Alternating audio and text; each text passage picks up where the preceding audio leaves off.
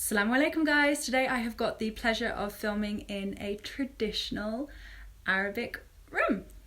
So today I wanted to talk you through some of the things that are useful to know when you're first moving to Jordan. Firstly, Jordan is obviously a Muslim majority country. That means that you're going to have 5 prayers a day coming out of the minarets in the mosques, and they can be quite loud. You will get used to it. A lot of foreigners, the first night they get woken up by the Fajr, the morning prayer. But probably by the second or third night, you're going to be totally used to it and you'll kind of forget that it even happens. The weekend is Friday and Saturday, which can seem very strange because you start your week on a Sunday and you end it on a Thursday. There are no postal addresses here. Postcodes don't exist. So basically you have to describe where you live. And your WhatsApp will very quickly become like an archive for pinned locations. For the longest time I thought that there were Jordan letterboxes outside of people's homes, and I recently realised that it's actually newspaper boxes. So if you need a PO box, you actually have to go to Jordan Post and you have to pay a yearly subscription for a post box.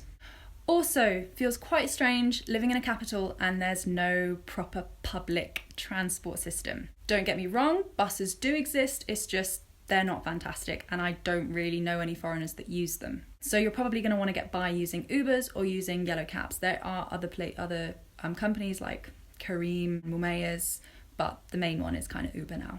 I use yellow cabs because it's a really good chance to practice my Arabic. But if you're working 9 to 5 and you don't feel like you've got enough time to go out and do your grocery shopping, or like me, you're a stay-at-home mum who has to take your kids with you shopping, then you're probably going to want to rely on online grocery shopping, which is still fairly new in Jordan. So what I have recently discovered and have fallen in love with is Basket. This is an app that I can do all of my weekly grocery shopping from Carrefour, Centro, all sorts of different places, and I never have to leave the house, so it's really handy. Speaking of delivery services, Jordan is a severely water scarce country, and that means that you get a water delivery every week.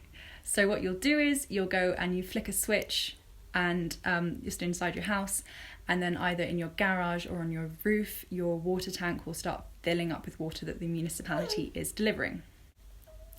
And you have to be careful not to waste this water. Not only is it just, wasteful, but also if you run out of water, then you run out of water and there's nothing that you can do. And if you turn on the tap and nothing comes out, then you're going to have to go and start buying huge water bottles until the next water delivery. It's not ideal. Oh, also something that just occurred to me, don't drink the water out of the taps unless you've got a specific water filter, because it's not going to be good.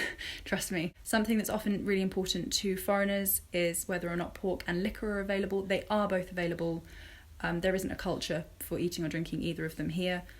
You will find bars and pubs and things like that, but there's no casual drinking kind of during the day, and you don't drink outside, So it's a little bit different there. Also with pork, you can find it. It is available in some restaurants. It might not be on the menu, for instance, and there are actual butchers that sell it. It's just a little bit harder to find. One last thing that I forgot to mention was that pavements or sidewalks are quite hard to come by in Jordan, and when you do find them, they've usually got a tree growing out of them.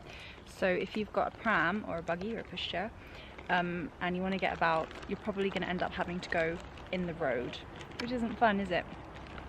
So we baby wear always, as you've probably seen from my my past videos, and it's the only way for us that we can get about. So I hope that was in some way useful for you. If you've thought of anything that I have missed, then please let me know. I'll probably end up doing a part 2 because I feel like this list could probably get quite long. I just felt like those were the quick first things that I thought of that would be useful for you to know when you're first coming here. Okay, take care. Ma salama, bye.